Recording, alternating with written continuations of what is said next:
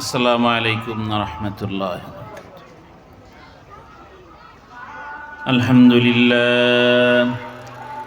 আলহামদুলিল্লাহ নাহমাদুহু ওয়া নাস্তাঈনুহু ওয়া নাস্তাগফিরুহ ওয়া নাউযু বিল্লাহি মিন শুরুরি আনফুসিনা মান ইয়াহদিল্লাহু ফালা মুদিল্লা লাহু ওয়া মান ইউদ্লিল ফালা হাদিয়া লাহু وأشهد أن لا إله إلا الله وحده لا شريك له وأشهد أن محمدا عبده ورسوله أرسله بالحق بشيرا ونذيرا وداعيا إلى الله بإذنه وسراجا منيرا.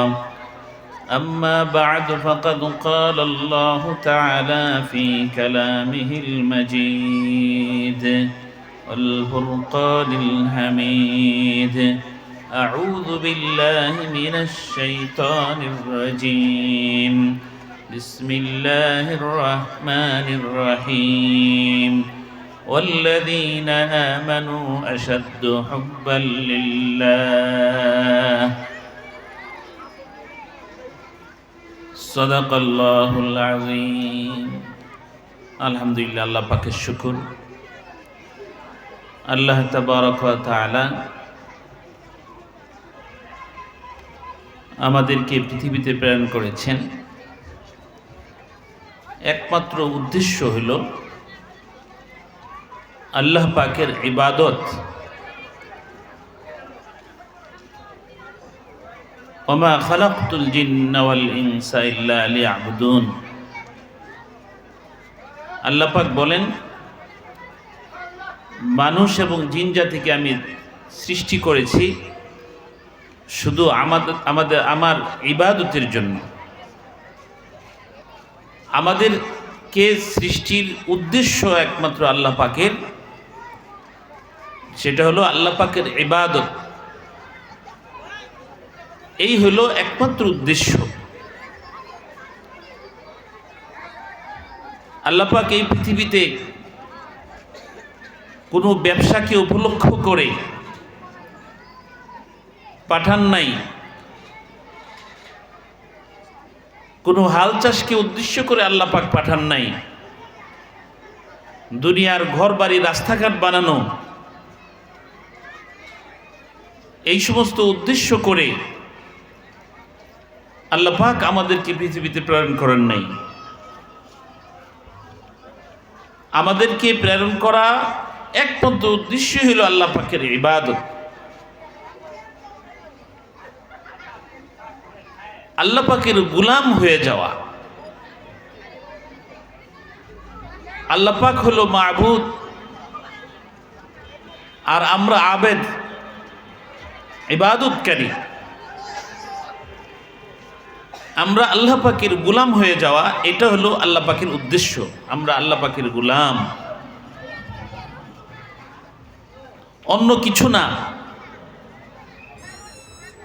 তো গোলাম শব্দের অর্থ হলো যে মনিবের হুকুম পালনকারী, সবসময় মনিবের উদ্দেশ্য সাধন করে থাকে, তাকেই গোলাম বলা হয়। মনিবের উদ্দেশ্যের বাহিরে নিজের ইখতিয়ার মতো চলা,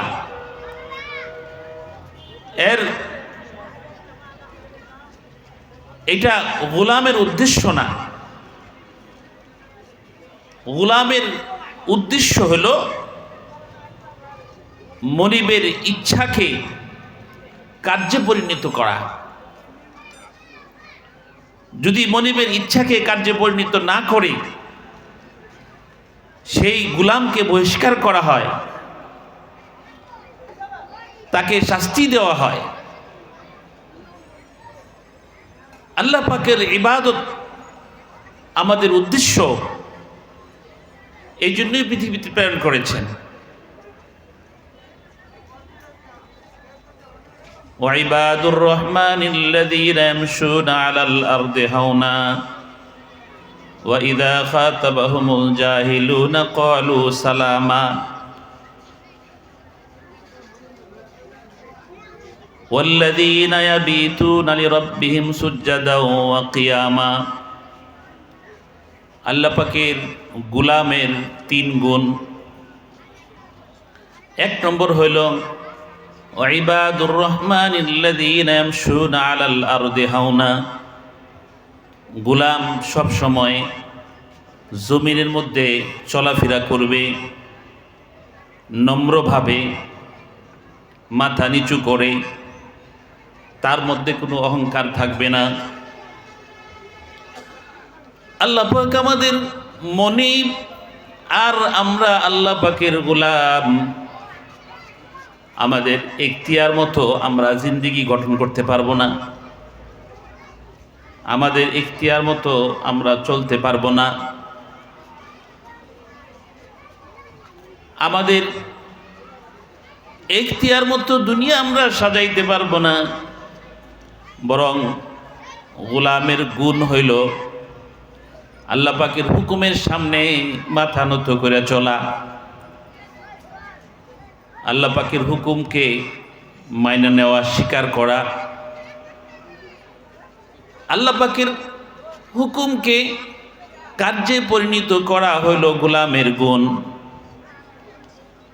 আর যখন এই গুণ গোলামের মধ্যে থাকবে না, তখন আর গোলামিয়ত থাকবে না, স্বেচ্ছাচারিতা পরিণত হবে। আল্লাহ পাকের আসি বান্দা হয়ে যাবে, সে আর গোলাম থাকবে না, সে আল্লাহ পাকের দুশমন হয়ে যাবে, নবীর দুশমন হয়ে যাবে, কোরআনের দুশমন হয়ে যাবে, শয়তানের বন্ধু হয়ে যাবে। এই জন্যই আমাদের মধ্যে গোলামিয়ত থাকতে হবে। গোলাম যখন রাস্তায় চলে মাথা নত করে চলবে। অনেক আল্লাহর ওলি বুজুর্গ এমন দেখা গেছে যারা মাথা নত করে চলতে চলতে মাথাই বেঁকা হয়ে গেছে, মাথা বেঁকা হয়ে গেছে। আমি হাফিজি হুজুর রহমতুল্লাহ আলাইকে দেখেছি, মাথা নিচু করে রাখতে রাখতে মাথা বেঁকা হয়ে গেছে, ঘাড় বেঁকা হয়ে গেছে। এভাবে অনেক বুজুর্গকে দেখছি মাথা নিচু করে চলতে চলতে ঘাড় বেঁকা হয়ে গেছে। মাথা নিচু করে চলা এর অর্থ হইল তার ভিতরে কোনো অহংকার নাই। মাথা নিচু করে চলা এর অর্থ হইল তার ভিতরে হিংসা পরায়ণতা নাই। মাথা নিচু করে চলার অর্থ হইল সে আল্লাহ পাকের হুকুমকে মানে নিছে, আল্লাহ পাকের হুকুমকে সে পালন করে। মাথা নিচু করে চলার অর্থই হইল সে আল্লাহ পাকের গোলাম, আল্লাহ পাককে সে মনিব বইলা স্বীকার করে নিছে। এর নাম হইল আল্লাহ পাকের গোলাম। আমরা আল্লাহ পাকের গোলাম হয়ে যাই। গোলাম সবসময় খেয়াল করে যে আমি যেখানেই যাই, আমি যা করি সব কিছুই আল্লাহ পাকের হুকুম মাফিক হইতে হবে। এমনকি বাথরুমে গেলেও আল্লাহ পাকের হুকুম মোতাবেক যাইতে হবে। বাথরুমে গেলে আল্লাহ পাকের হুকুম কি? গোলাম বাথরুমে যায়, আল্লাহ পাকের গোলাম বাথরুমে যায়, মাথা ঢেকে যায়, বাম পায়ে প্রবেশ করে, দোয়া পড়ে, আল্লাহুম্মা ইন্নী আউযু বিকা মিনাল খুবুসি ওয়াল খাবাইস। এটা গোলামের সিফত যে সর্বদাই আল্লাহ পাকের হুকুমের তাবেদারি করে, জমিনের মধ্যেও আল্লাহ পাকের হুকুমের তাবেদারি করে। আল্লাহ পাকের যে গোলাম, সে চায় প্রশাসনিক দায়িত্বে থাকুক, সে সেখানে আল্লাহ পাকের হুকুমের তাবেদারি করে, আল্লাহ পাকের হুকুম মোতাবেক সে তার প্রশাসনিক দায়িত্ব পালন করে।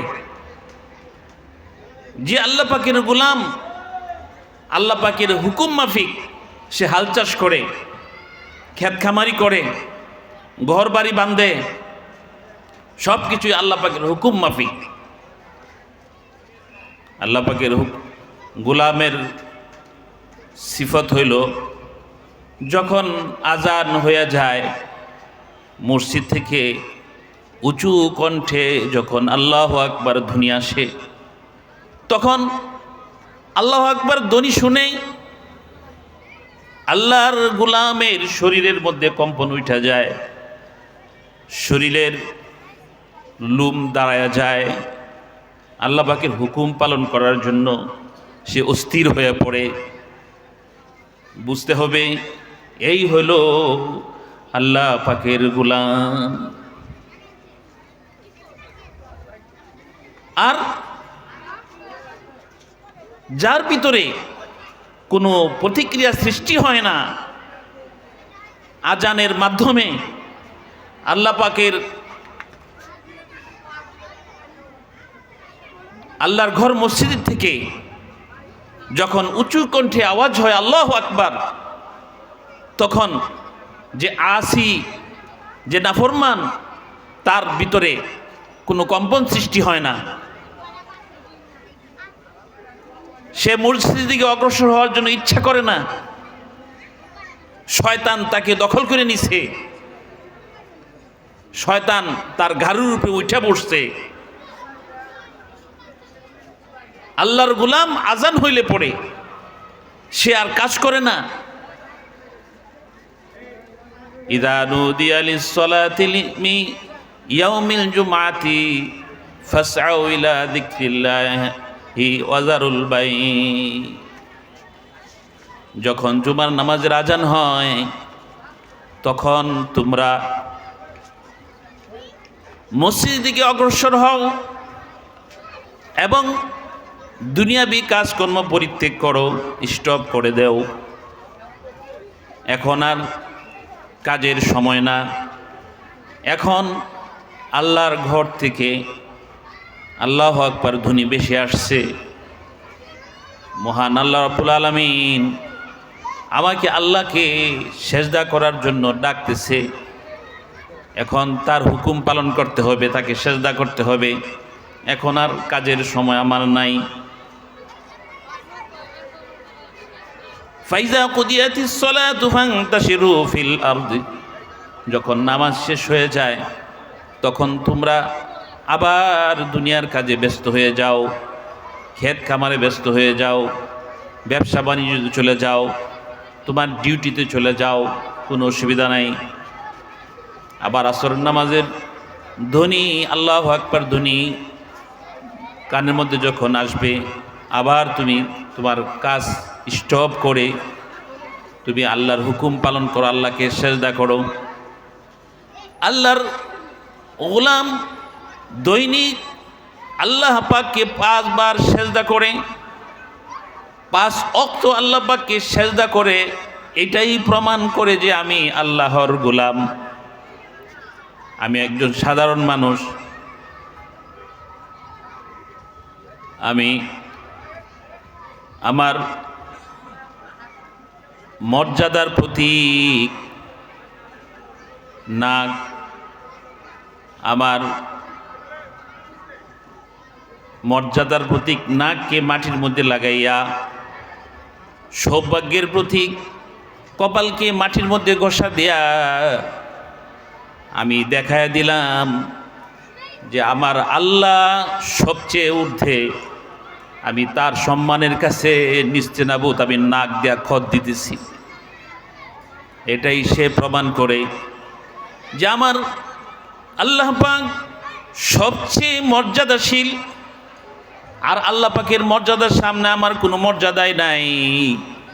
হে আল্লাহ, দেখেন আমি আপনার মর্যাদার সামনে আমি নাকি খত দিতেছি মাটির মধ্যে, কপাল লাগাইতেছি মাটির মধ্যে, হাঁটু গাইরা বসতেছি মাটির মধ্যে, হাত লাগাইছি সেজদার মধ্যে, এবার মাথাকে নিচু কইরা হাত বাইন্দা ফেলাইছি।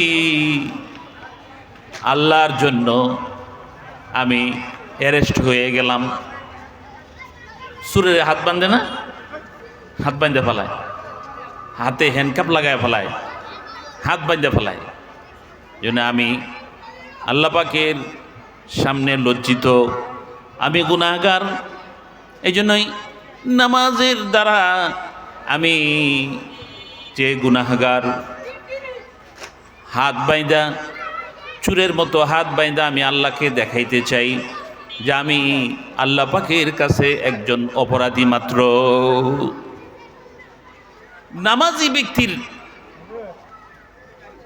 নামাজি ব্যক্তির মধ্যে যারা নামাজ পড়ে তাদের ভিতরে কোনো অহংকার থাকতে পারে না। যদি নামাজ পড়ে আর পাশাপাশি অহংকারও থাকে, বুঝতে হবে যে তার নামাজ হইতেছে না, এখনো তার নামাজ তাকে তার ভিতর থেকে অহংকার বের করতে পারে নাই।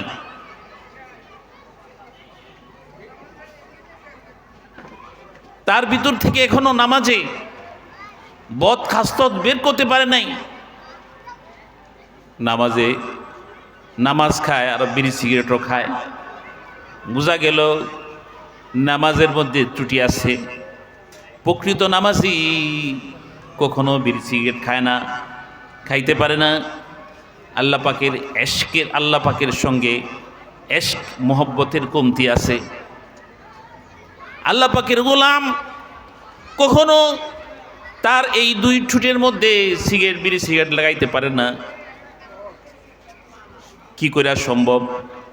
সেই মায়ের পেটের মধ্যে নাপাক রক্ত সেই নাভির সঙ্গে আল্লাহ পাক সংযোগ স্থাপন করে দিয়েছেন, আর জবানকে আল্লাহ পাক হেফাজত করছেন, পবিত্র রাখছেন। যে আল্লাহ পাক জবানকে পবিত্র রাখছেন, শিশুর বাচ্চার এই বাচ্চা বড় হয়ে কিভাবে মুখের মধ্যে বিড়ি সিগারেট লাগায়, কিভাবে তার মুখের মধ্যে মদ লাগায়, হিরোইন গাঁজা কিভাবে লাগায়, সে আল্লাহ পাকের গোলাম না যদি হইতই তাহলে সে কখনো এই সমস্ত কাজ করতো না। এই জন্য মুহতারাম, আল্লাহ পাকের গোলাম হয়ে যায়। আল্লাহ পাক আমাদেরকে সহজ করে দিছেন আল্লাহ পাকের গোলাম হয়ে যাওয়ার জন্য, আল্লাহ পাকের নৈকট্য অর্জনের জন্য আমাদেরকে আল্লাহ পাক ইবাদত দিয়েছেন। এই ইবাদতের মাধ্যমে আল্লাহ পাকের নৈকট্য অর্জন করতে হবে, সততার মাধ্যমে, লজ্জা শরমের মাধ্যমে, পবিত্রতার মাধ্যমে আল্লাহ পাকের গোলাম হইতে হবে, আল্লাহ পাকের নৈকট্য অর্জন করতে হবে। আল্লাহ পাকের হুকুমের মাধ্যমে, জিকিরের মাধ্যমে আল্লাহ পাকের নৈকট্য অর্জন করতে হবে। সুন্নতের পাবন্দির মাধ্যমে, আল্লাহ পাকের হুকুমের পাবন্দির মাধ্যমে আল্লাহ পাকের নৈকট্য অর্জন করতে হবে। আর নৈকট্য অর্জন করা সহজ। কি বলেন, নামাজ পড়া কি খুব কঠিন নাকি? নামাজ পড়া খুব কঠিন? কোনো কঠিন না, সহজ। নামাজ পড়া একবারই সহজ। আপনি এশার নামাজ পড়া ভাত খাইবেন, জোহরের নামাজ পড়া দুপুরের খাবার খাবেন, কত মজা লাগে খাবারের মধ্যে। এত মজা লাগে যে কখনো বেনামাজি দুপুরে ভাত খায়, রাত্রে খাবার খায়, কখনো সেই মজা পায় না। কি বলেন, পায় না কি? না, কখনো পাবে না। জুমার নামাজ পড়ে যায় বাসায় খাইতে বসা, এই খাওয়ার মধ্যে কত মজা। জোহরের নামাজ পড়ে বাসায় যাওয়া খাওয়া, এই খাওয়ার মধ্যে কত মজা। এটা বেনামাজি বুঝবে কোথায়, কেমনে বুঝবে? এই জন্য আমরা আল্লাহ পাকের গোলাম হয়ে যাই, আমাদের মধ্যে ইনসানিয়ত পয়দা করে দেই, হাইওয়ানাত আমাদের ভিতর থেকে বের করে দেই। আমাদের সবার ভিতরে হায়াওয়ানাত আছে, পশুত্ব। এই পশুত্বকে আমরা বের করে দেই। পশুত্ব হলো স্বেচ্ছাচারিতা, ইচ্ছা, যা মনে চায় সেটা করার নামই হইল পশুত্ব। হাইওয়ানাত, এই হাইওয়ানাত সবার ভিতরেই আছে কম বেশি, কিন্তু এই পুরাপুরিভাবে আমরা আমাদের ভিতর থেকে হাইওয়ানাত বের করে দেই এবং ইনসানিয়ত পয়দা করি। ইনসানিয়ত হলো আল্লাহ পাকের হুকুম পালন করাই হলো ইনসানিয়ত। আল্লাহ পাকের হুকুম পালন করার মধ্যেই ইনসানিয়ত পয়দা হয়। আল্লাহ পাকের হুকুম পালন করার মধ্যেই গোলামিয়ত হয়, গোলামিয়ত আসে, আল্লাহ পাকের দাস হয়ে যায়। আর আল্লাহ পাকের দাস হয় আমাদের প্রধান উদ্দেশ্য। পৃথিবীতে আসে, এসে আমরা আল্লাহ পাকের দাস হয়ে যাই, এটাই হলো আমাদের উদ্দেশ্য। আর দাসের নিজের ইচ্ছাচারিতার কোনো দখল নাই। যখন বান্দা তার ইচ্ছায় জীবনযাপন করবে তখন সে আর আল্লাহ পাকের দাস থাকবে না, তখন সে হাইওয়ানেতে পরিণত হবে। হাইওয়ানের স্বভাব হইল যখন মনে চায় খাইলো, আর যখন মনে চায় খাইলো না। নামাজ নাই, কালাম নাই, দোয়া ইস্তেগফার নাই। হাইওয়ানের মধ্যে যখন মনে চায় সে পেশাব করলো, যেখানে মনে চায় সে পেশাব করলো, পায়খানা করলো। রাস্তার মধ্যে কারো সুবিধা হইল বা অসুবিধা হইল, ঘরের মধ্যে ছাগলে সেই লেপের উপরে উইঠায় পেশাব করে দেয়, বালিশের মধ্যে পেশাব করে দেয়। কি আছে না? নাই আছে না? বালিশের মধ্যে পেশাব করে দেয়, লেপের মধ্যে, তুষকের মধ্যে পেশাব করে দেয়। কেননা সে তো হাইওয়ান, তার মধ্যে ইনসানিয়ত নাই। এই জন্য, যেহেতু সে পশু, এই জন্যই সে বুঝে না, তার ভিতরে ইনসানিয়ত নাই। এই জন্য মোহতারাম, হাইওয়ানাত আমাদের দিল থেকে বের করে ইনসানিয়ত আমাদের দিলের মধ্যে পয়দা করতে হবে। তাহলেই আমরা আল্লাহ পাক যে পৃথিবীতে আমাদেরকে প্রেরণ করেছেন যে উদ্দেশ্যে, সেই উদ্দেশ্য সাধিত হবে। আর যদি তা না করি আমাদের কখনো সম্ভব হবে না আল্লাহ পাকের নৈকট্য অর্জন করার জন্য। মোহতারাম, নামাজের জামাতের সময় প্রায় কাছাকাছি হয়ে গেছে। আমরা যেই কথাগুলো শুনলাম অল্প সময়ের মধ্যে, এগুলি আমাকে, আপনাকে, সকলকেই আমল করা আল্লাহ পাক আমাদেরকে তৌফিক দান করে। আমি ও আখির দাওয়ানা আলহামদুলিল্লাহি রাব্বিল আলামিন। আসসালামু